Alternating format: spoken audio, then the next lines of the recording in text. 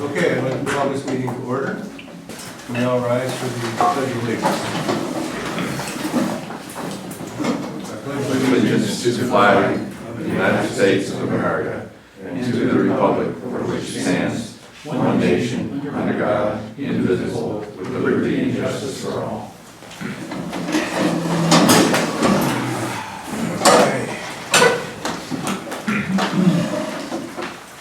Welcome, everybody. Recount ratings Okay.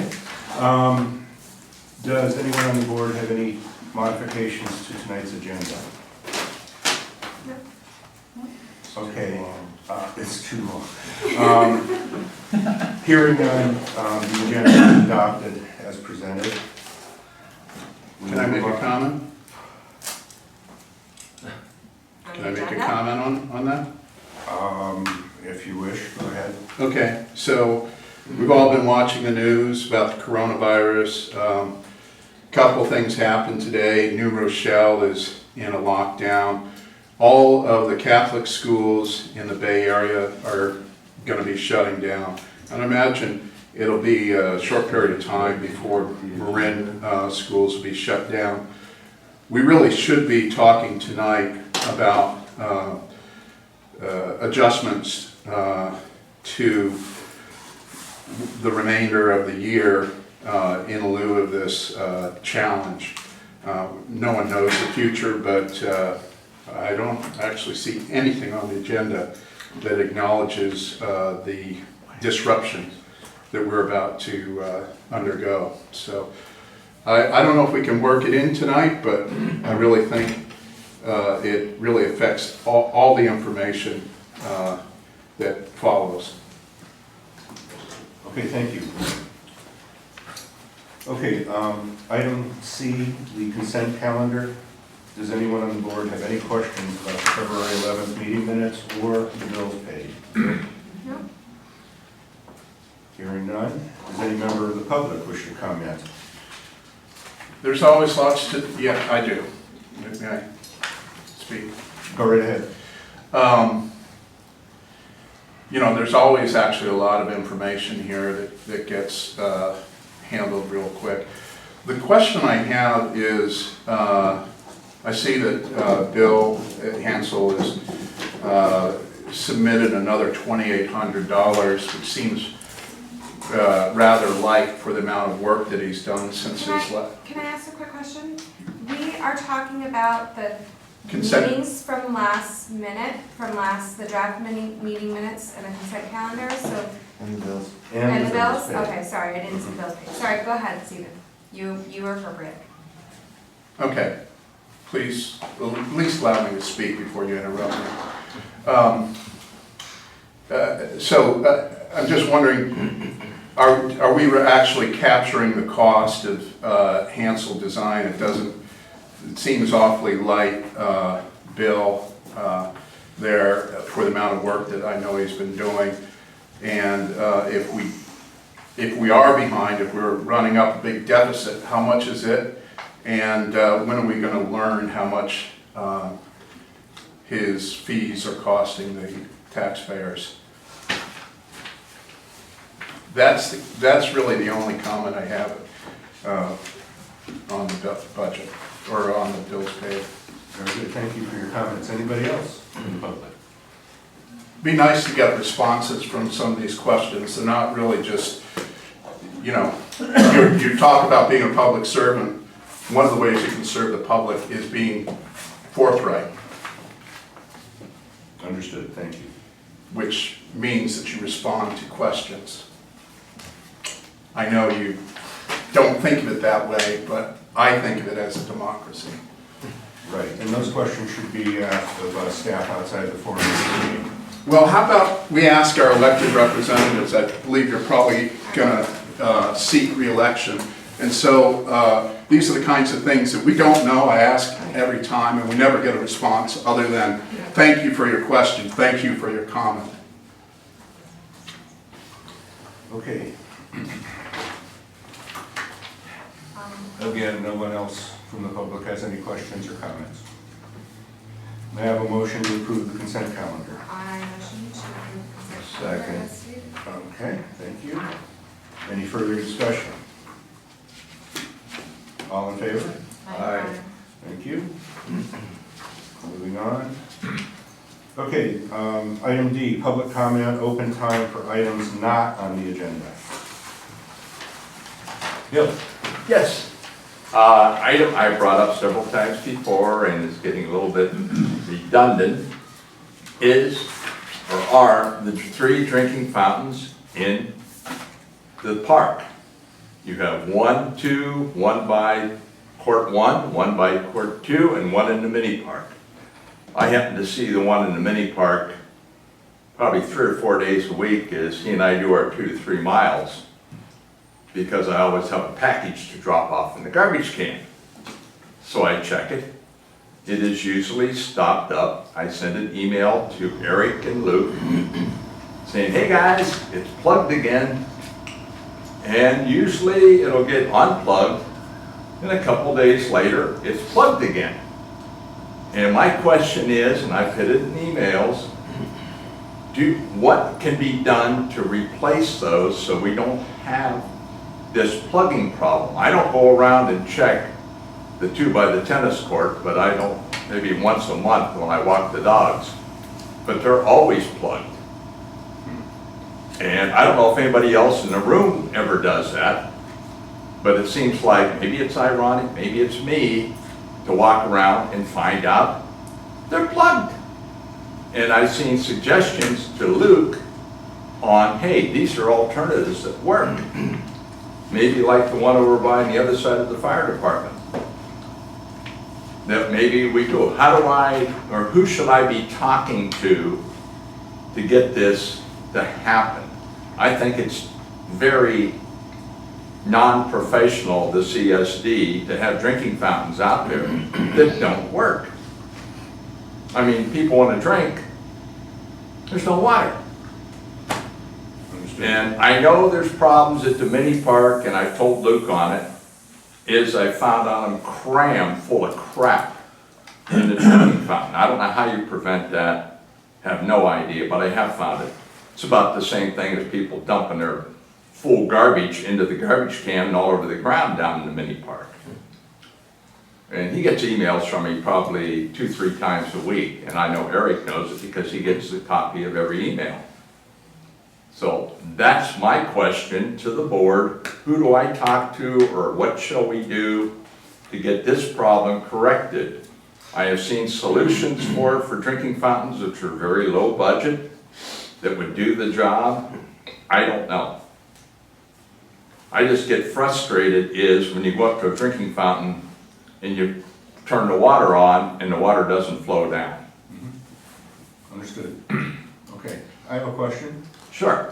Wasn't there something at the last meeting, a recommendation of how we could fix these water fountains? Am I recalling this correctly? I don't know that there's a recommendation on how to fix them. It's something that we deal with several times a week. To be clear, they do work. Water does come out of them. You can't get a drink of water. The drainage gets backed up on a lot of them because, as Bill pointed out just now, they get stuffed full of wood chips or any other things that are around that kids take their hands on and shove into the actual bowl of the water fountain itself.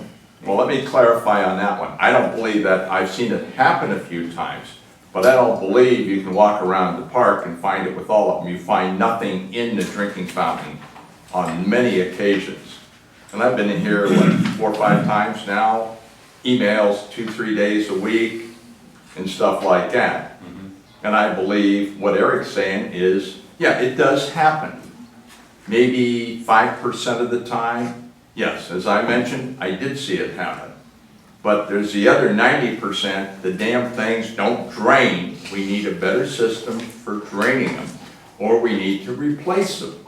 And there are other alternatives to do this. The one over by the fire department, it works. I don't know if it doesn't maybe get the people over there, who knows?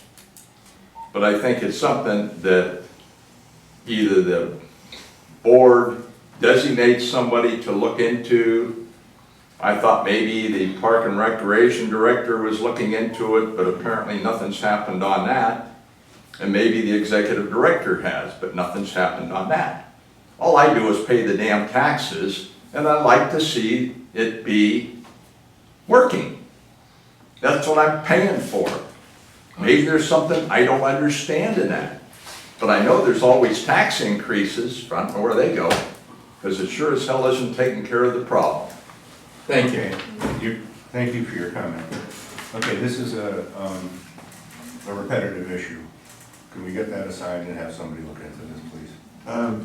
Yeah, I mean, we've looked into it, like I said, we have the park maintenance crew goes through there multiple times per week and tries to flush out the line the best they can. It's an issue with the drainage line. It's not replacing the fountains, isn't something that we've budgeted at this point in time. And obviously, I don't need to explain to anybody that we do have limited resources and a lot of priority projects. I understand that. What I'm understanding then from the executive director is this is not a priority in the running of the service district to make sure the drinking fountains work. Is that correct, Eric? At this point in time, it's not a project that we have budgeted, nor that we have planned. Do you plan in the next 10 years to budget it? Because in the last 2 years that I've been bitching about it, you have not budgeted. Okay, well, I'm not going to comment out to what I plan to do or what we're going to do in the next 10 years, but it is something we will examine. Okay, and may I ask, when should we expect an answer? And this should come from the board to the executive director. When should we have an answer with firm numbers in it? I'll take this offline, if you don't mind, and Okay. I'll figure out how to respond. All right, and you can respond to me, Jeff? I'll do my best to do that. Okay, thanks. My number's in the phone book, and Eric and Luke has my email. Understood. Yes, Stephen?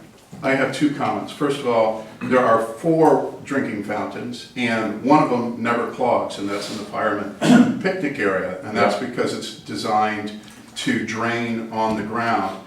This is similar to the fountain that I actually emailed copies to Eric and Luke several times.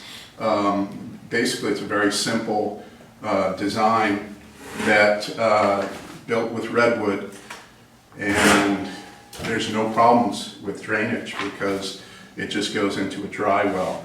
And there's also commercial things that you can do that you don't have to, you don't have to construct it, but it's so easy to construct. One guy could do it in an afternoon. So this isn't really a problem that should be, we should be talking about. It's disappointing. I guess Eric didn't see the email, but he did receive 2 of those emails with 2 photos. I'll be happy to forward this to you, Jeff, so you know what we're talking about. Like I said, it's not a big deal. I would even volunteer to do it if you paid me for the materials. It's so simple. But the reason so that's just one topic. The other topic is transparency and dealing with the public both in the meeting and out of the meeting. You probably heard that Bill Shea and I had a little toe-to-toe last week regarding the maintenance facility. I pointed out that both Bill and Eric at the Planning Commission said, hey, we're going to back up, we're going to do a T-turn basically at the gate, which would put the vehicles onto the horseshoe pit. I said, hey, so the horseshoe pit's going to be ruined, where are we going to move the horseshoe pit? And I was basically shut down by Bill. Things got a little heated, walked away, and it's really unfortunate. Bill's first response is, we'll bring it up at the meeting, and we know how it is at the meeting. You take comments, you never actually have a conversation. And yet, this is really the essence of the problems that we have here. The fact that you guys feel like your role is basically to be rulers, not leaders. And I just think that, we're missing out on a lot of opportunity to work together to improve things. This fountain issue was something that Linda and I and Bill had talked about, hey, there's a solution, let's offer a solution. We offered the solution and apparently it was ignored. So, yeah, I mean, I echo everything that Bill says. Guys, you know, get on it. You know, we've got a solution here. Are you gonna fix things, or are you gonna just say it's not a priority? And who are you to say it's not a priority? Because you're hearing from the public that says, hey, it's a priority. So I just think it's just, you know, basic respect and understanding. And I'll do my best, Bill, to be more respectful of you. I realize that I was a little out of place there, and I do apologize for that. But I do believe all of us are good-hearted people, believe in the community, and want the best things. And I'd like you to keep that in mind and think about that as the base point of working together to make this community better. That's all.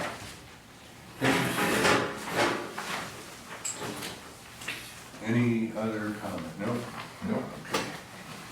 All right. Moving on to district matters. And the draft of the first draft, preliminary draft of the fiscal year 2020-21 budget. Any questions at all from the board? None?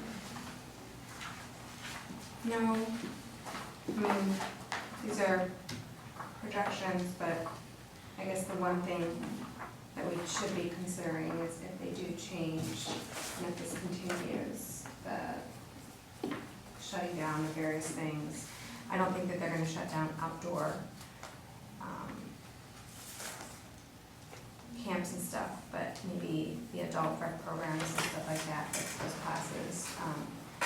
Do we have a contingency for the funding that we thought we were gonna be getting if these sorts of things do get canceled, in terms of how we might make those things up? So then I can hardly hear you, and I'm sitting right next to you. Sorry. That's okay. Would you repeat what you're asking? Yeah, I'm just asking if we have some contingencies for the programs that we have that will be going on indoors, that are like classes and stuff that we have been holding, and we have budget items that we're thinking we're gonna be getting money from them, and just what are we gonna do if we don't get that money? Well, a couple answers. First, we're on a direct line of communication with both the county LES office as well as HHS. We're following their leads in terms of recommendations and where they stand, and they are doing a very good job monitoring and communicating about the situation. In terms of set contingency plans, no, not at this time, but you also have to remember that if certain programs, camps, adult programs don't happen, there's also expense that is related with those that will be there as well. So it's not like just that revenue disappears, but the expense Right. stays.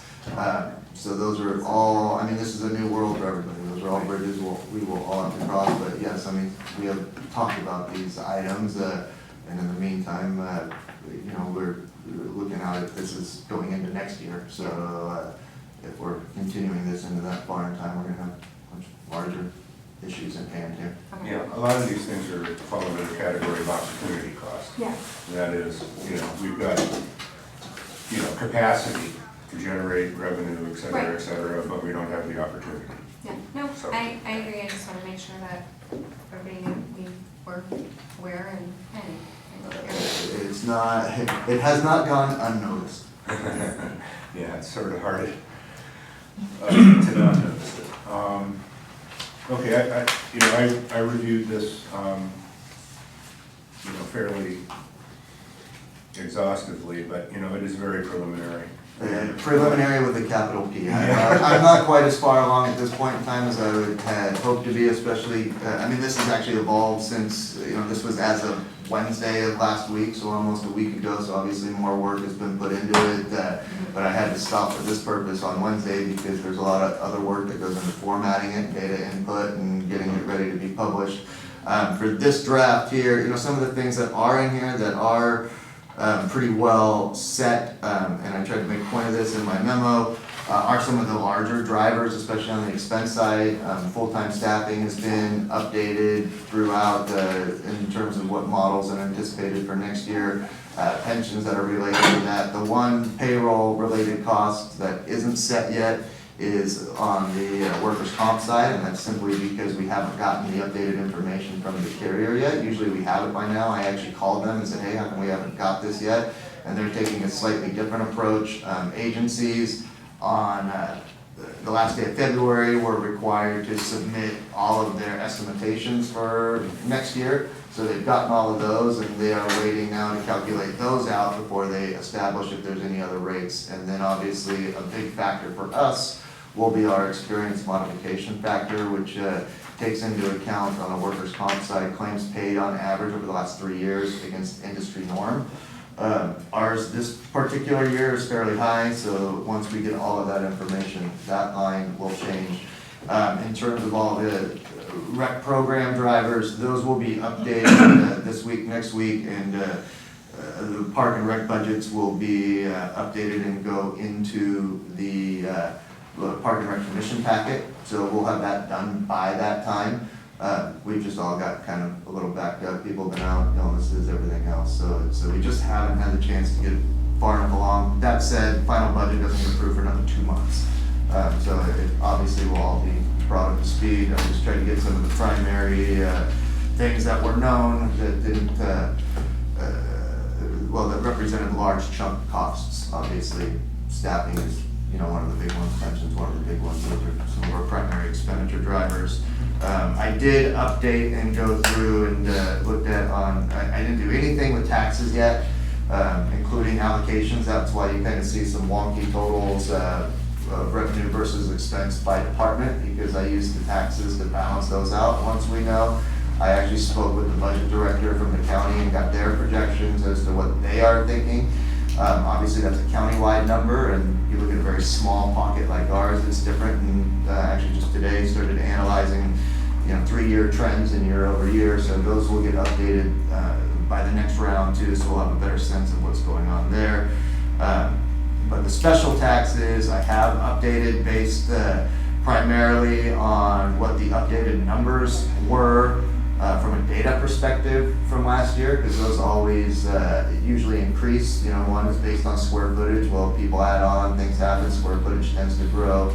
And then as other units come on, our parks change to some degree. So those numbers are updated, and they anticipate, even though it won't come on until the next board meeting, the CPI for this year was 2.5%.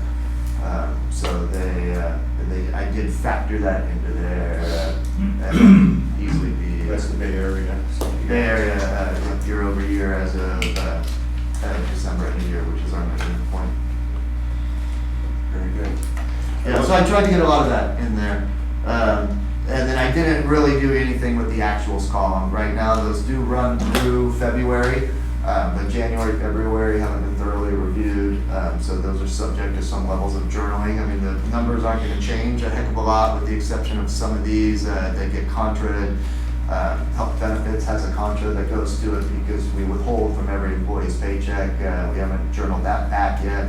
As well as some things like on the memberships and dues and other items like that. So they'll change a little bit, but for right now, the numbers that are in there mostly just to look at it and say, okay, here's what our 1920 budget was, here's what we're doing at approximately 2/3 throughout the year, and then here's where 2021 is. And so this will change a lot by the next meeting. That said, a lot of the primary drivers have certainly been updated.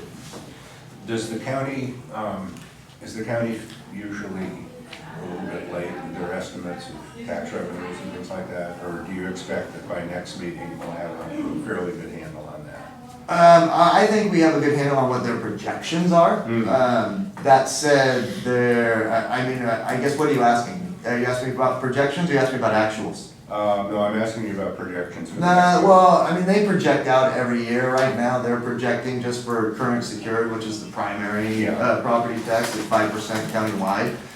We don't necessarily experience that, but I will, what I tend to do is soften that number a little bit, and then I look at what we are actually projecting for, at the end of this year, based on the 55% that we collected in December. And then usually we'll use something more along the lines of the 2.5 to 3% growth, just because, again, our sample size is very small, and the county as a whole tends to outpace Marinwood specifically. Right, understood. And it seems to me that there's been at least 1 year in the past, recent past, where they were a little bit. A couple of years ago, they didn't really put out projections, and also keeping in mind that the county does 2-year budgets. So they put together a biannual budget with a amendment usually on the in-between year. Got it. But I literally just this past week talked to the budget manager directly, and he's the one who told me that, on the secured, but all the smaller ones, they don't put out projections on those things anymore. Yeah, that's why I just do a trend analysis and look at usually no more than 3 years. What have the last 3 years been for each one of the individual tax lines, and that gives us a pretty good sense. And then I try to be a little bit conservative, because I would rather under budget on revenue and overperform than the other way around. Understood.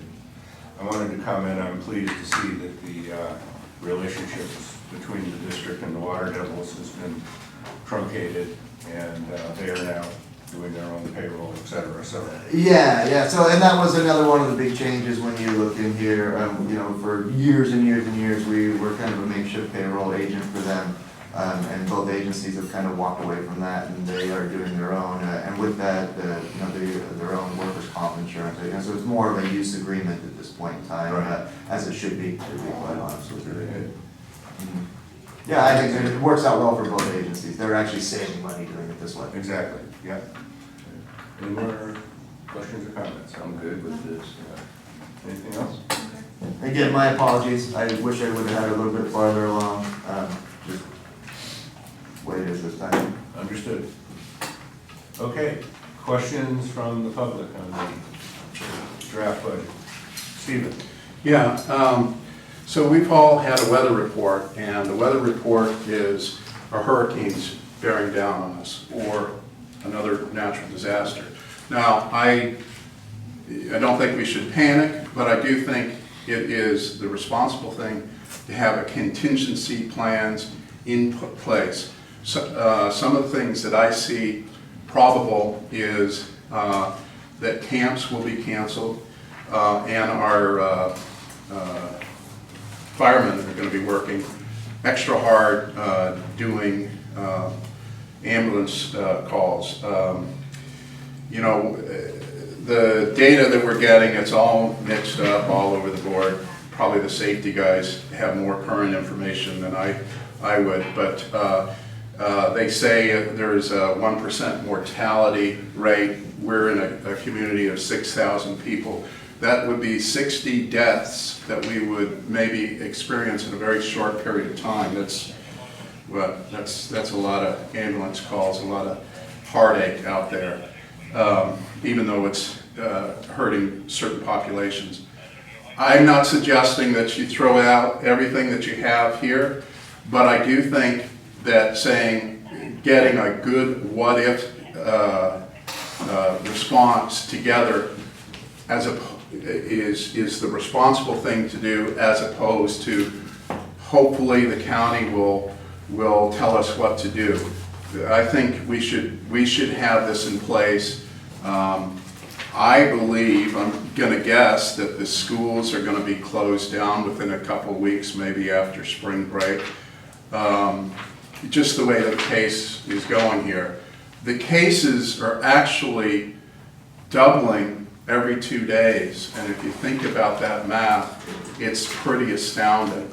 Now it's gonna pass, hopefully during the warm months, maybe it'll go away. We don't really know at this point, but I mean, this is the subject of maybe a special meeting to discuss the options here.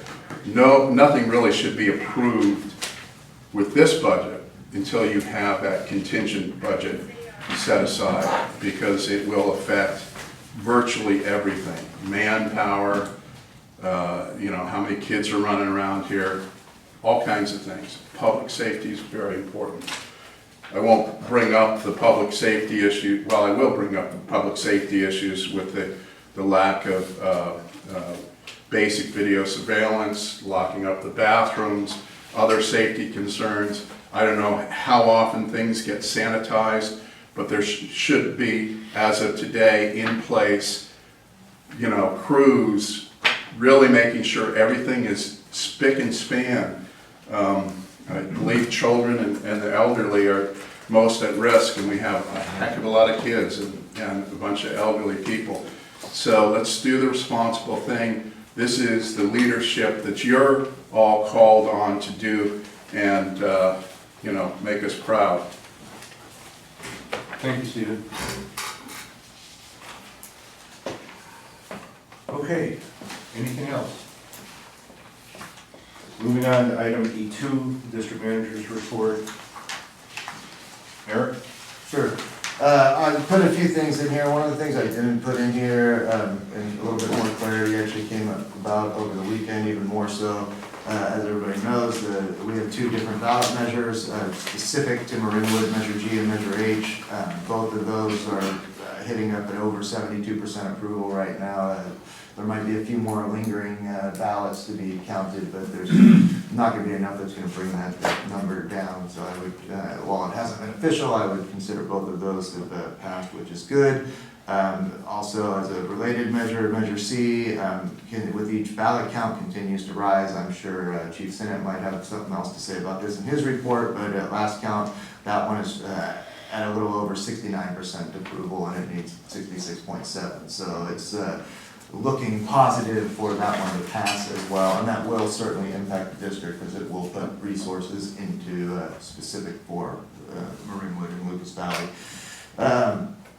Quick question. Yes, Do you sir. have any idea when final is final? 30 days 30 days? Yeah. From from the date of the the date of election. the election? Yep. I see, okay. Yeah, they're required by law to have it canvassed by that point in time. By Easter.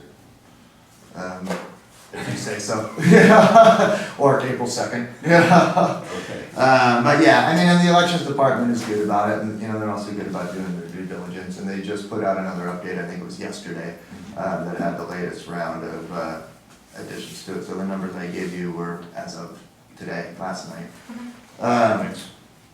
On the park maintenance, we are moving forward with that. We've, you know, contacted 7 different structural engineers, started to reach some response. That's kind of the next step, moving forward with that, so we can really start to plan that forward. One of the bigger challenges right now is, I kind of put in here of note, one of our first stages is going to be the initial site prep, which is going to be the demolition and removal of the existing buildings. That said, we're going to have a long period of time between where we're still going to need to be able to maintain our maintenance operations. So we are trying to be as creative as we can on that front.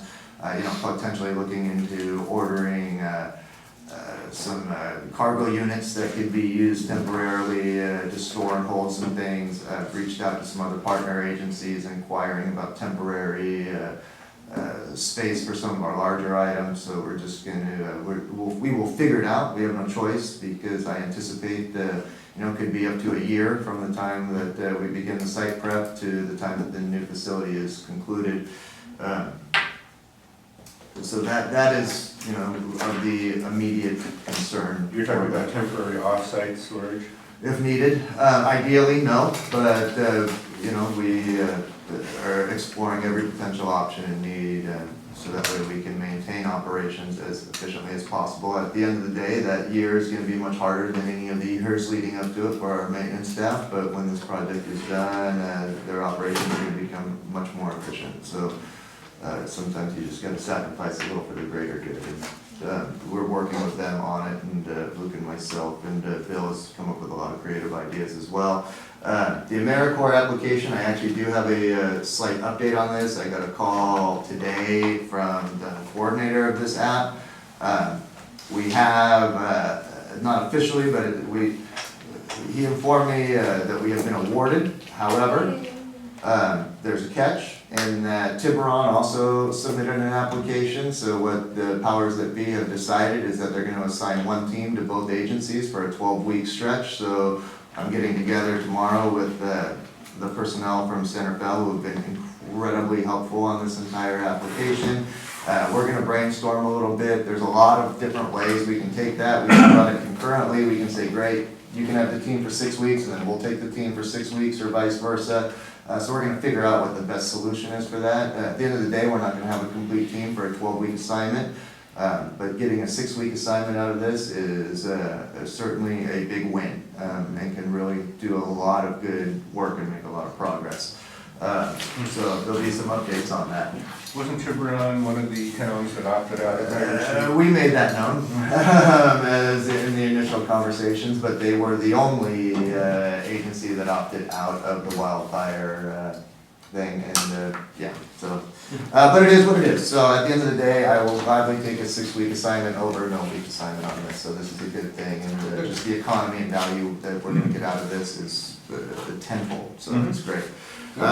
And then the only other item I put on there is re-engaging with LAFCO and representatives from the city of Santa Fe, as well as the county, and getting those conversations, as I put in here, and admittedly, it's been a while since we had met, scheduling conflicts, and then just this rash of everybody having a round of illness caused us to cancel plenty of meetings. So next meeting is actually on the book for Thursday, I believe. It's either Thursday or Friday or Wednesday. This week? Yeah. Oh, cool. Yeah. Excellent. Yeah, so when I wrote next week here, I wrote that last week. Yeah. So Yeah. it's this week. Yep. Okay. Very good. Any feedback or questions? Eric, is that during the day, the LAFCO meeting? Yeah, I mean, it's not a LAFCO meeting. Oh, okay. This is myself, if Chief Senate's available, he may very well be there. This is the LAFCO EO, a representative from the county's chief administrator office, and there's also somebody from the Santa Fe City Finance Department is part of this initial process as well. And I will say, you know, I take my hat off to Jason Freed, who really has pushed this. He's the executive officer for LAFCO. He's reached out, he spoke to the labor groups. I know, I think it was Captain Brackett sat down with them at one point, along with Sean Day, who is our shop steward, and I think Captain Salvatella came along. Representatives from Santa Fe were there too. He's pushing this, which is, you know, what we pushed for in the MSR, is for LAFCO to take a lead, and, you know, to Jason's credit, he has been very active in it. It's not his fault that we haven't had a chance to meet. I know he actually even flew down, invited, but timing didn't work out for me personally.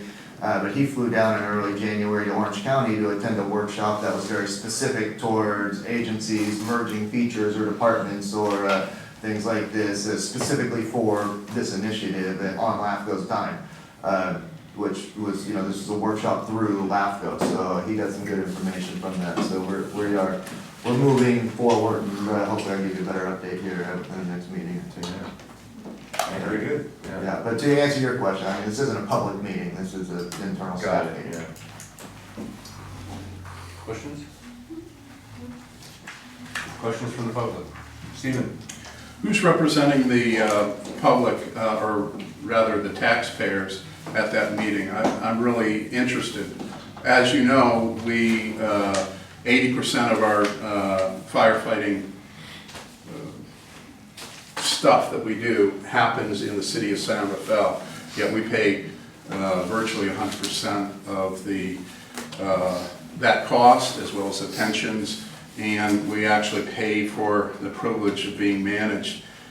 I like our fire department, but I think the taxpayers are really getting hosed, and you know, Eric mentioned he's talking to the labor groups. They're obviously very important, but also keep in mind that the citizens really have a lot to gain or lose from this negotiation. So I would very much hope that one of you attend on our behalf, the taxpayers' behalf, to make sure that the negotiations go well for our community. And then one other question. You know, Eric mentioned he's soliciting bids for structural engineers, all sorts of things. I think that's great. What's the budget for this project? And why don't we know yet? I mean, how do you solicit bids without knowing what the budgets are? Are we just kind of doing like, well, however long it takes, however much it costs? Or are we going to try to contain the cost? We certainly had that opportunity with a pre-engineered building, which would actually include structural engineering, but we don't have it in this custom designed building. But why don't we have a budget? What is the secret? And it's going to come out eventually, but why is it being hidden from the public view? Right? Do you feel that it's too expensive and you're going to get a lot of pushback? Yeah, you know I'll push back, but what about everybody else? I mean, you're spending our money, the community's money. I mean, don't you feel responsible to the people who put you in office?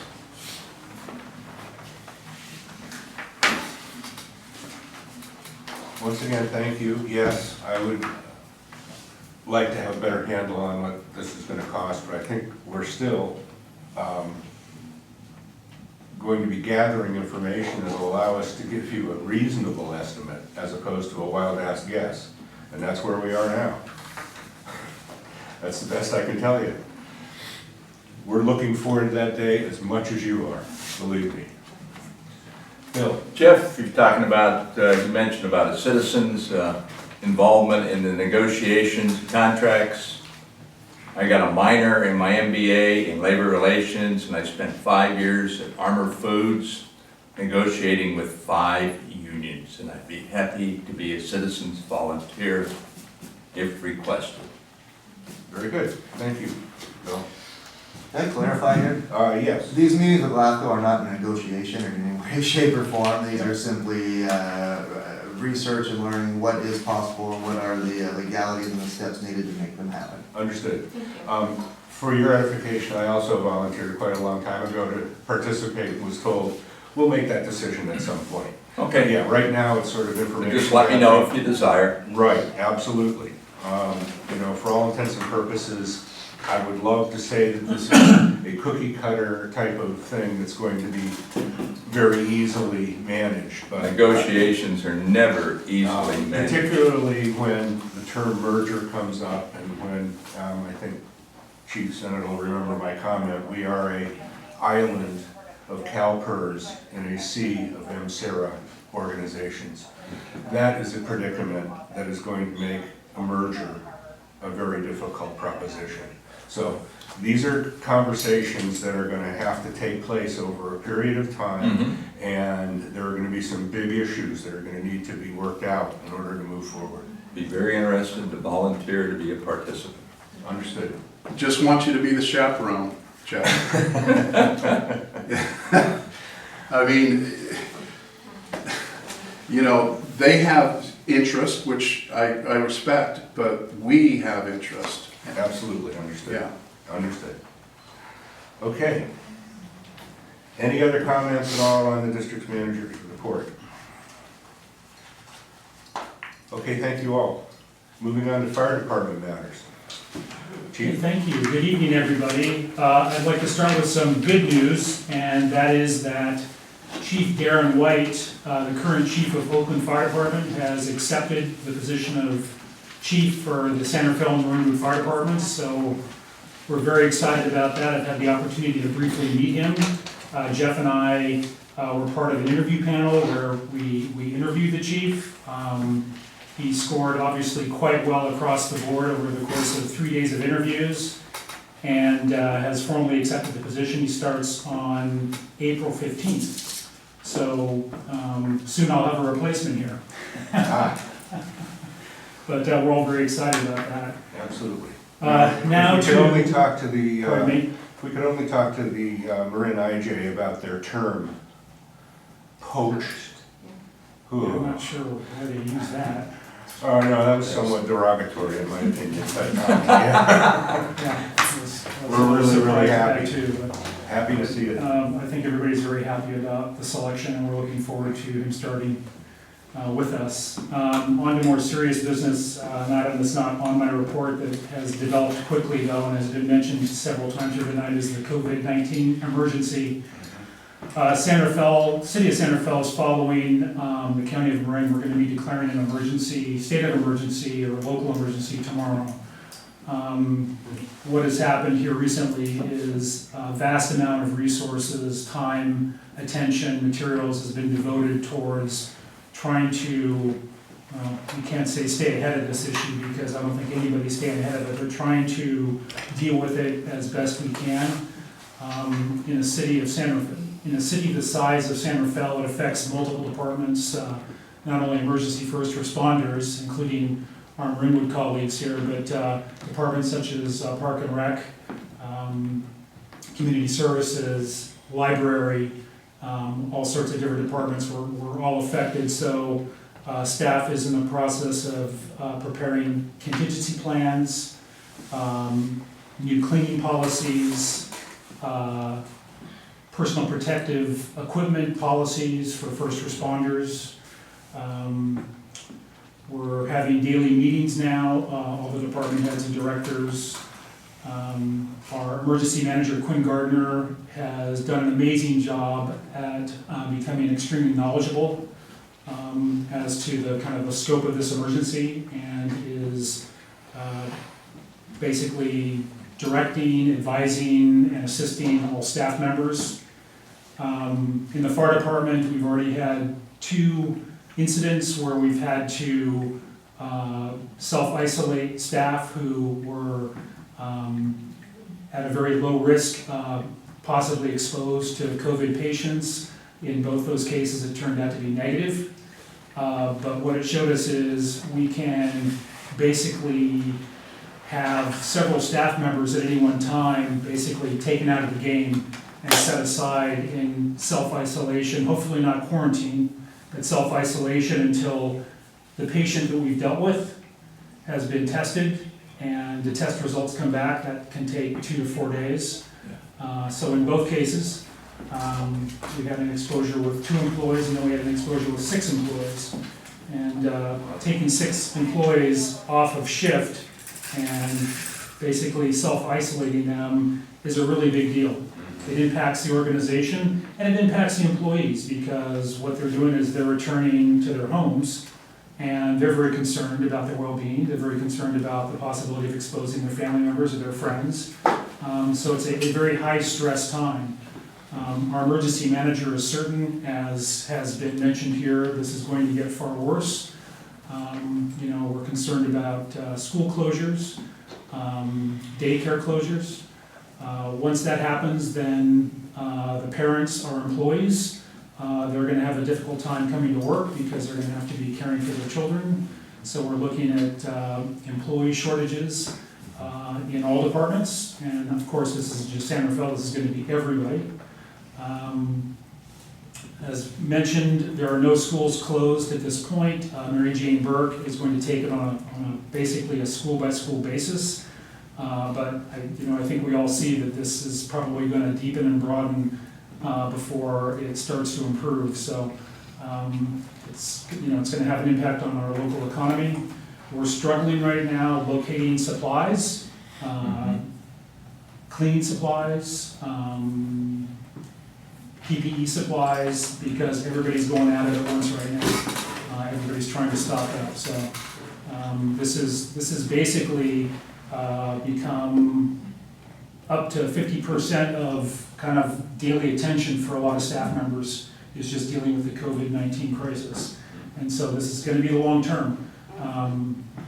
Not sure if this is going to subside as the spring and summer weather gets here, kind of like the flu, it subsides. We're just nobody's sure yet. So it's just, it's a major issue. We want to try and contain it and minimize it the best we can. There are regular Marin County Fire Chiefs Association conference calls that are taking place.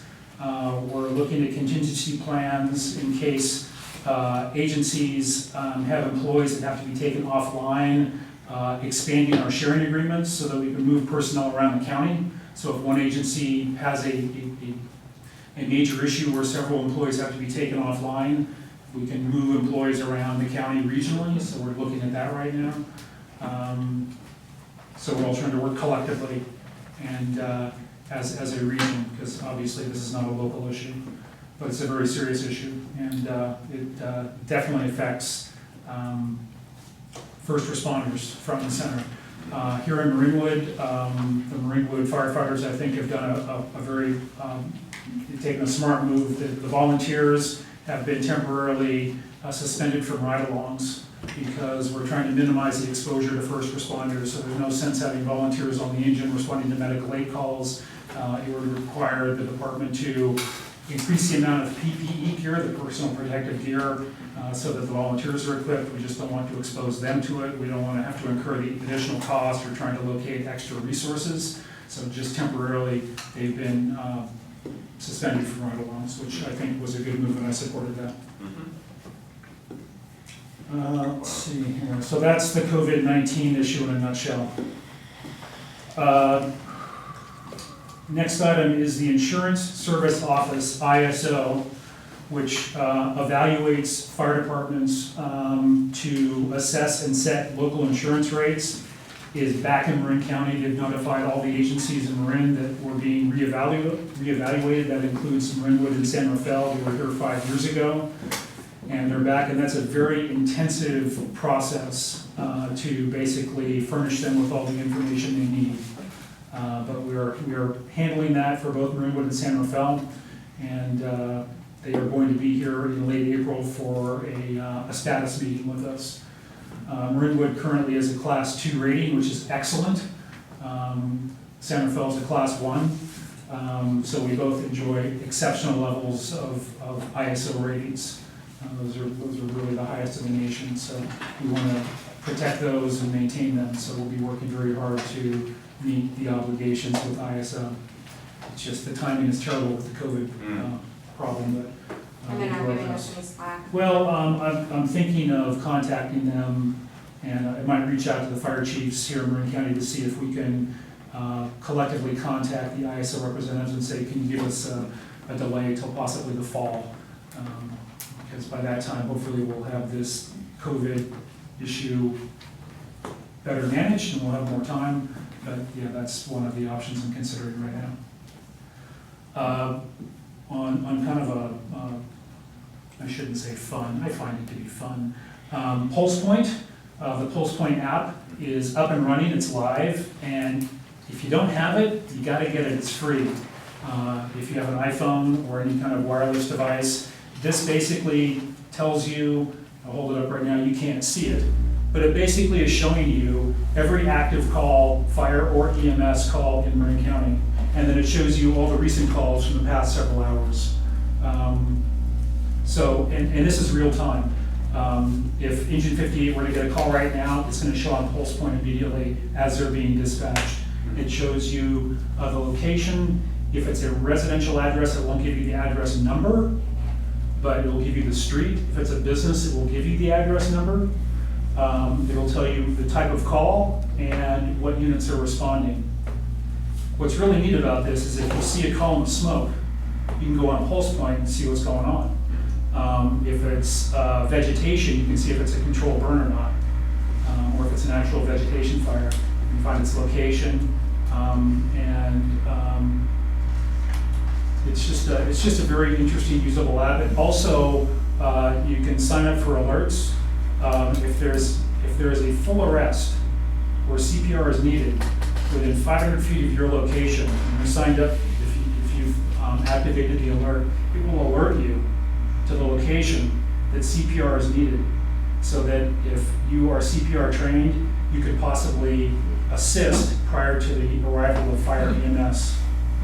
And there are documented saves, not here in Marin, but PulsePoint has been in operation in other states and other regions, and there's been instances where a member of the public has actually helped save a full arrest patient because they were able to start CPR sooner, and then firefighters arrived and were able to take over care. So it's really interesting, and so I just recommend that everybody get it.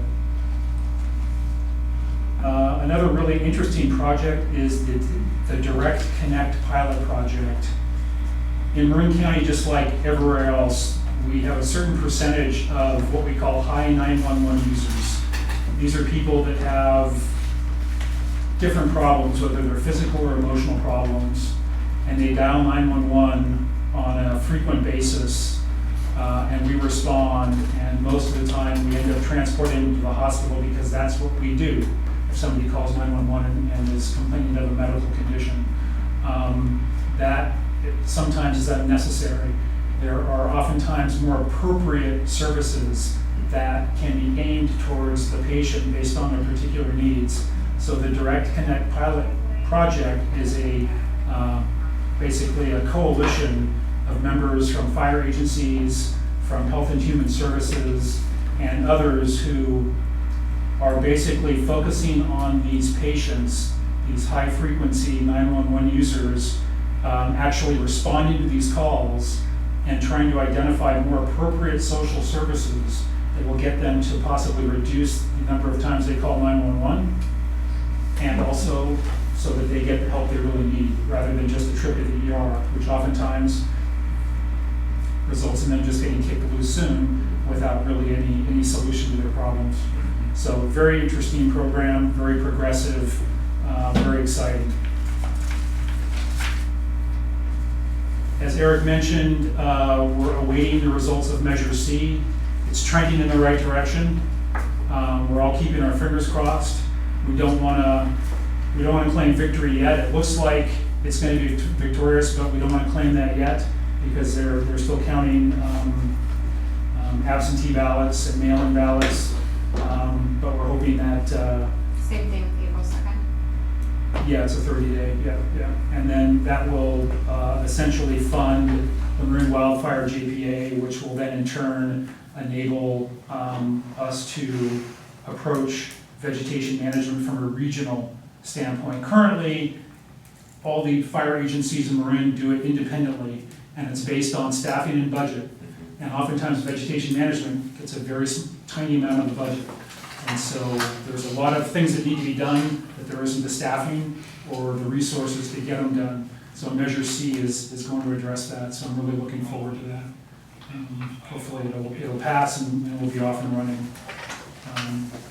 And then Captain Brackett or Firefighter Prince, is there anything you'd like to add, any activities that have taken place that you'd like to share with the group? I'd like to, thank you both.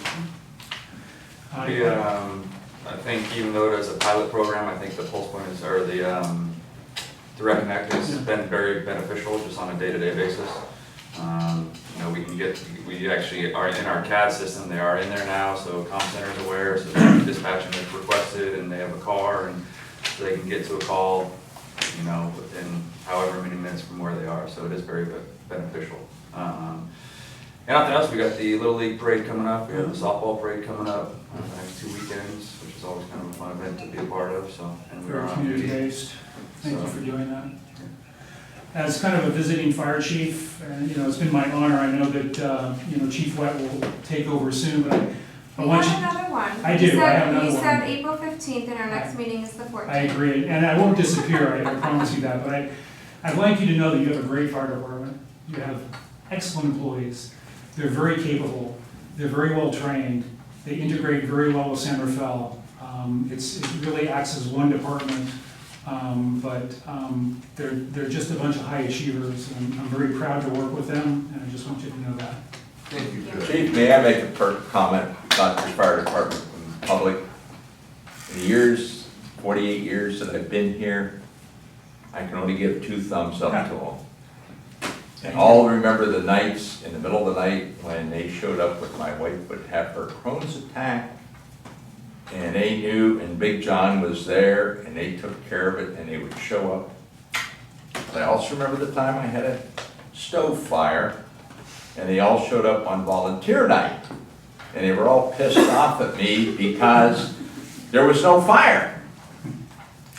And if you can imagine all the volunteers' hoses all the ways up Union Stone, and all the crap I got because I knew most of them. There's So, a but term- anyhow, I can only give Thank 2 you. thumbs up to the guys. And I always put in my donation to the Fireman's Fund 3 or 4 times a year when they had their events. There's a term that I like to use, and it's called taking care of business. And your firefighters take care of business, whether it's an emergency or whether it's a Little League parade or anything like that. They step up. I don't have to worry about them. They take care of business. It's great. That's great feedback, thank you. Absolutely. Thank you. Any questions on the chief report?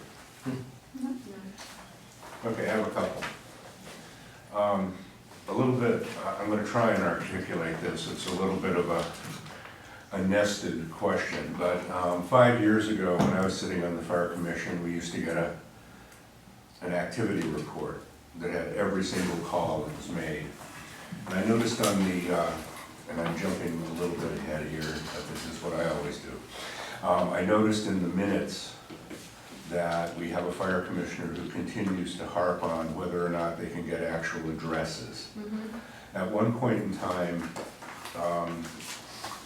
we were told by a former board member who was also a lawyer that that was, I believe she said, against HIPAA regulations to publish that. I don't know that for a fact, but for whatever reason, we stopped having that actual address. We would show, I think, a street address or something. A street, but not the actual address. So a couple questions. The reason I was most interested in that was precisely what Direct Connect is attempting to achieve, and that is, do we have people who are calling every single day for transport? And that would have helped us identify those people. The former chief said, we know that without giving you the details. The fire commission doesn't need to know that. I guess my curiosity question is, what does San Rafael get? We don't Is the provide- fire commission or The the, fire commission? They don't get, they don't receive any kind of a report on calls. They do not? No. Okay. If you look at Pulse Point, Mhm. it doesn't give you the address number of a residence. Right. Again, that's a privacy issue, Right. and it leans towards HIPAA. Yes. And it's, you know, if you can imagine if you had a loved one that had recurring medical emergencies, you probably would not want to see that published in a public record anywhere, because then everybody would have common knowledge of that. It's just kind of an invasion of privacy. I remember years ago, newspapers used to publish incidents, whether they were police or fire or medical, and they'd give the person's full name and address of Right, the right, location. right. You just don't see that anymore. And again, it leans back towards the HIPAA privacy issues. So the fire officials, the fire chief, the battalion chiefs, we keep a close eye. Again, it's those frequent 911 users. It kind of leans back to the pilot project, the pilot program, what that is trying to address. We know where our kind of our hotspots are. Right. Okay, they're usually the retirement facilities, Mhm. okay, or they're medical facilities. Those generate the most calls. Mhm. But we really don't want to publish somebody's address of, you know, who might have had an emergency. That's kind of private information. You just don't want to see that published. Yes, I and I have, believe that we had on our notes from the meeting last week that we are going to look into the exact verbiage and laws against this so that we can finally. Unfortunately, that's just going to take some time It's gonna because take we've some got time, some, but that way we have a final. we've got some priorities now that have kind Yeah. of taken over, like COVID, so. yes, I would say, without doing any research or expending any time whatsoever on this, we should put that issue to bed once and for all and not have it brought up in the fire commission meeting again. We are trying.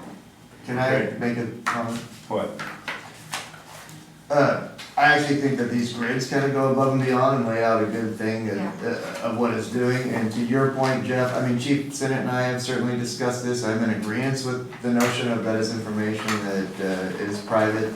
It would maybe help, and maybe I can prepare this for the next meeting, if the board simply puts together a brief policy or an amendment in the bylaws that says this information will not be provided. Great, I'll work on it.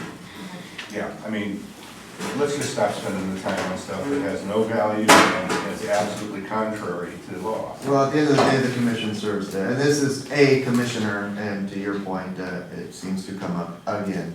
The other thing too is there's not really anything you can do with it. There's no value to it.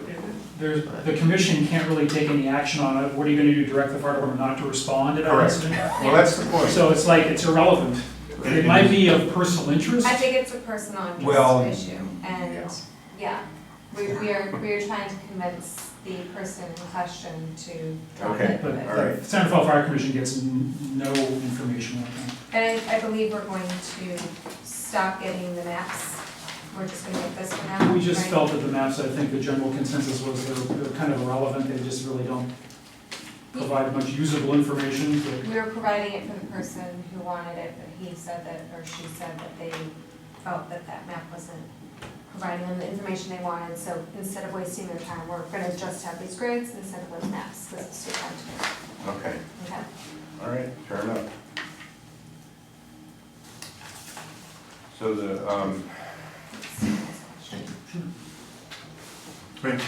Yeah. okay, are we on, excuse me, I got off on something else. Are we still on item F2, the chief officer report, or we have not got there yet? I think we actually breezed through that time thing. We Yeah. did, okay, Yeah, all in right. fact, you kind of missed past the minutes part.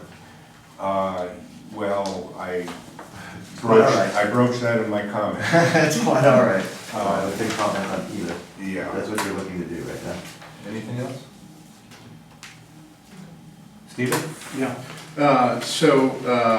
Yeah, first of all, I want to thank the chief for complimenting our guys. It's always wonderful to hear that. We all know that, those of us who pay attention. We've got a good bunch of guys, and you're probably a pretty good chief because they're not complaining, so.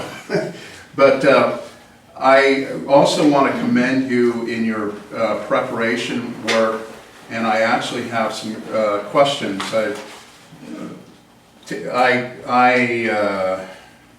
I've been studying a little bit about the coronavirus. My wife was in Asia just last week, and so I was real concerned about what was going on. And one of the things I looked at was how they reacted during the Spanish flu times. And one of the lessons from that was that the survival rate, when things got really bad, was dependent on the nursing care that people received. The women who would go in and make sure people were getting fed, everything gotten taken care of. I think that if this hurricane blows through here, our guys are going to get a lot of overtime, maybe too much overtime. You guys are going to be completely strapped, and you're going to need a volunteer contingent to help do some of that intermediary care, not in the hospital, not, just looking in on people. And I don't know if there's a countywide initiative, or you have it in San Rafael, or maybe it's something that we should broach the county with, is some sort of volunteer response above and beyond what you have in the volunteer firefighters themselves. So, Sure. You know what, I would like to pose that to Health and Human Services, which is kind of driving all of the protocols right now, so Right. I will definitely pitch that to them. something like, basically Meals on Wheels plus a little extra. We really do need that, yeah. Thank you. Thank you. Thank you. Okay. Okay, I think we're done with that. The next fire commission meeting is April 7th? Okay. Moving on to park and rec matters. Do we have, Thank you, John. Luke is in class this week, I think, right? Eric, you have anything to? On the park and rec minutes, I don't, because I actually was not at this meeting. I was at home sick and also nursing a sick 4-year-old at the same time. So, yeah, I wound up missing a couple of days there last week. So I don't have any comments on the meeting itself. If there's any questions, I can do my best to answer them. anything? It was, John Campo went through a really detailed presentation of the path that they're. Ponte Ridge. The Ponte. Yeah, the decommission of the Ponte and the building the new trail that's Okay. going, it's huge trail. Is it still gonna be called the Ponte Trail or not? I don't know what they're gonna call it, but the trailhead is gonna start off the bike path that goes up the hill to Novato. So Oh, yeah. They've Along the spotted freeway? that, and that'll take you up to where the water tower is, Uh-huh. up above Featherstone. And then from there, it's gonna wind. And it is going to wind Like saddlebacks or something? like, oh yeah, Yeah. nice turns if you're on a bike, that you're gonna be able to utilize those turns. It's gonna be really interesting when they finish it. It's gonna be another, I think it's 4.6 miles long. It's windy. From a That's status just- standpoint, how far along are they? They're a lot further than I thought they were gonna be, because I was up there 2 weeks ago, and they've gotten a lot done. They're a lot further than they thought they were gonna be because the weather conditions have been so cooperative for them to be They're able to talking build, about so the they're fall, way ahead of finishing it schedule. by the fall. Really? Yeah, which is. Well, and to Bill's point of the meandering, I mean, it's all being done to trail standards, so there's no grade that exceeds certain percentages or everything 7%. else, 7%, right? So as opposed to the Pawnee Fire Road, which had like 20% grades and certain rates on it, so it's, and they've already done a lot of the decommission. I gotta get back up there again, I've been up there since the very beginning, but, They've done a lot of work since you've been up there. yeah, it's gonna be just a world-class trail. It's- So with, all the cutbacks and the switchbacks and stuff like that, are these wide enough? So all of these arguments between pedestrians and bicyclists and horses, equestrians, those are gonna be taken care of? Okay. Yeah, it's a multi-use trail. Uh-huh. Which I think is at a minimum of, did he mention 6 feet wide, I think, yeah. Oh, it is? Uh-huh. Yeah, so it's, just the machinery that creates the trails alone is massive. I mean, they had to reconfigure Queenstone a little bit to get their equipment up there, and then they're bringing Queenstone back to original condition. All that's part of the agreement, and the fact that the county's doing A all good of this thing. work, it's, this is gonna be just a world-class trail. It's gonna be really nice, a big model for other projects moving forward. Very good. John Campbell has been the lead on this, has done an amazing job on it, and all the building crews and the county and everything else. This is, he should be really proud. This is a great project he's When putting they together. finish it, it's gonna be pretty awesome. Sounds very It promising. would be the John Campo Trail. The John Camp. Now, I believe Pawnee Ridge Trail is what they're calling it. Pawnee Ridge, thank you. Wonderful. Anything else on the Park and Rec minutes? May I make a comment?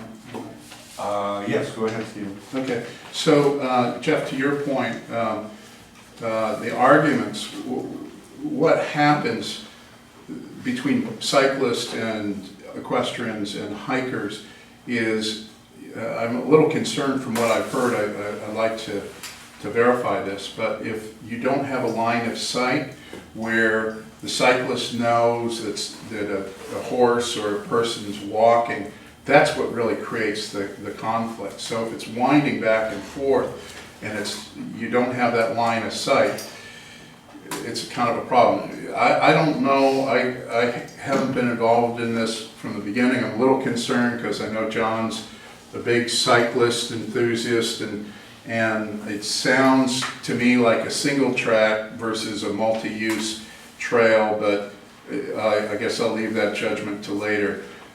So I don't think we actually have that answer until we inspect the trail. This should be a concern for all of us who like to walk out in the woods, because I don't mind cyclists being out there, but I don't like being run down by cyclists either. So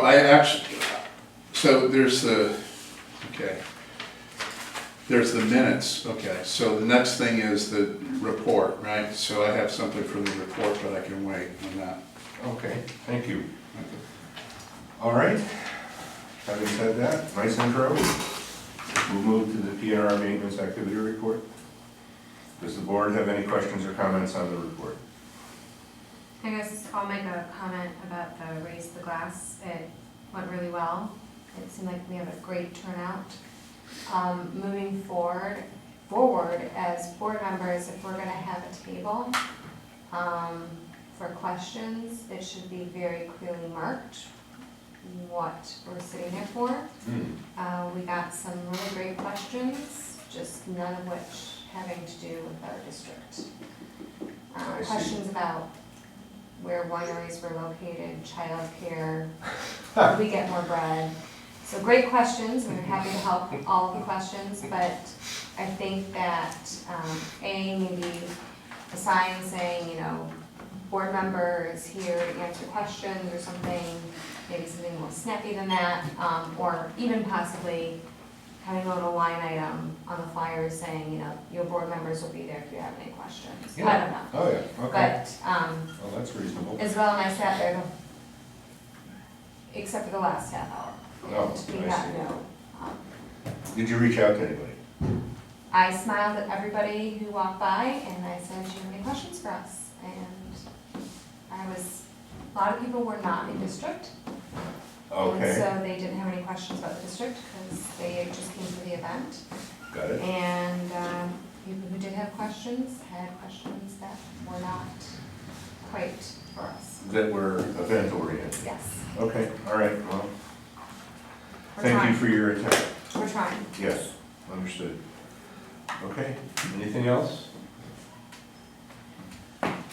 Can I just point out a couple things before you move on this one? Absolutely. One, obviously Luke's not here tonight. We sent Luke off. He is in Southern Cal for the week, participating in a multi-day workshop that will end with him getting his playground inspector certification. Victor, as he put in his report, did this for us. He went through his last round of certifications, literally like within a week or two before he left. So we need one of these on site, otherwise we have to pay people to come in and do it. When you have somebody on site, you can move it through a lot quicker. We're totally in compliance at this point in time based on how often they have to be inspected, but so he is going through that process. He volunteered to do it, so we sent him down there because these workshops don't happen all of the time and we need this place. So that is why Luke is not here tonight, and I commend him for being willing to take on this responsibility. Typically, it's been performed by the park maintenance staff, so for him to do it, I think is great. And then secondarily, just on the summer program registration, I just certainly wanted to highlight that. It opened for residents last Monday, it opened for non-residents this Monday. I don't think the phone stops ringing for more than 3 minutes at any point during the day. We've had lines in the morning. Several of the camps are already moving on to waiting lists. They exceeded, as they seem to do every year, their opening week had a 12% increase over the same period last year. So they are certainly moving right along with it. So kudos to the entire office staff for managing the blitz calls, people coming in, the questions, the registrations, the people trying to sign up, people trying to get into the registration system so that they can sign up, everything else. They've done a tremendous job being there early, opening up early, being very patient with people. So I just, hats off to everybody in the office who has been interfacing with them. They've done a really good job, and Robin's done a good job of putting everything together. So kudos to the rec staff for all of that. I did mention this to Robin, but I don't know if we should have it in the notes too. Myself and a couple of other people were wondering if it was possible to have online program updated so that more than one a camp can be put in as a wish list. So like for the specialty camps that have a range of kids, you can only put in one on the wish list. You can put in two. Do you know what I'm saying? Not really, but that would be a question for Robin and or Carolyn. Okay. We are limited by The program, what yeah. the software allows us to Yeah. do. And I'm sure that that's But a limit of I it, would but take that, yeah, that's okay. more of a technical question. I Right. certainly don't have the answer. Yeah, They don't let me touch the registration I system. wonder why. They're smart. Given the hope that this will be a relatively normal summer as Yes. opposed to not, is Miller Creek still in play for us now that they're back You mean as a facility As to a use? facility. I don't know. I don't have that answer for you, Oh, so okay. that would be a good Robin question, and I'm Okay. happy to get the Well, answer. I can tell you that I signed up for a specialty class Mhm. that is being at Miller Creek. Okay, There you go. all So, right. yes. Good. Well, my anticipation was that we had a little bit of a downturn in attendance because they were under construction last year. Yeah. And with them returning, hopefully that would give us another venue. Yeah, yeah, and I will say too, the other really popular program has been the overnight camp. I think they already are moving on the wait lists for that, so they've done a good job on that particular Where program. does that- It goes out to Walker Creek. Oh, yeah, So okay. you know Been there before. I'm one. Excellent. Other questions, comments? Bill? Yes, Eric, do you have or does Luke have a contingency if this virus or hurricane or whatever you want to call it hits and all of a sudden the numbers aren't there? Well, that's what we talked about at the beginning of the meeting. That was that question that was asked. So it was, at this point in time, no, we're still, everybody's kind of taking it as it comes and figuring it out.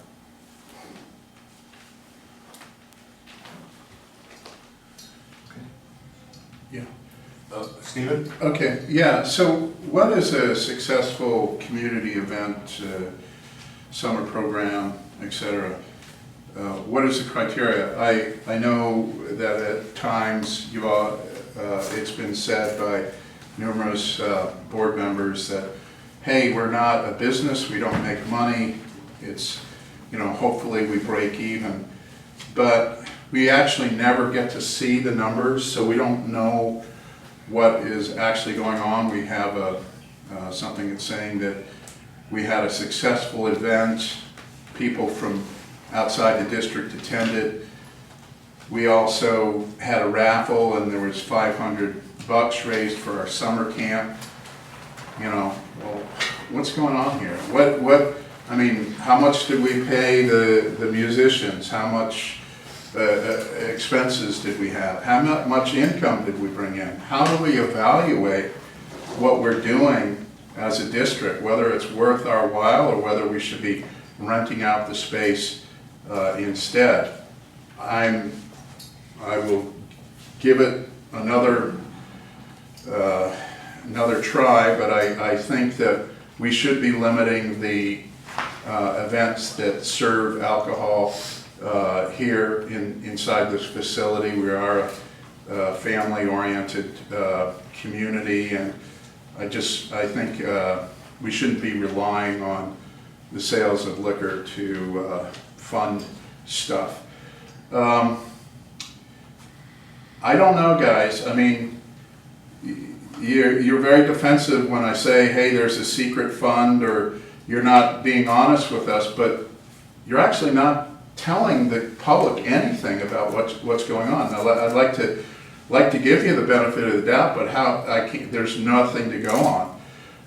The summer camp raffle, well, what does that mean? It means you're going to discount some summer camp scholarships, or scholarships.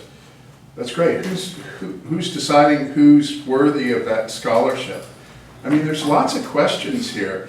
It's basically not very accountable, and you do the art show and the same thing, there's money that comes in, and it always seems, no matter how much money gets generated, it all goes out.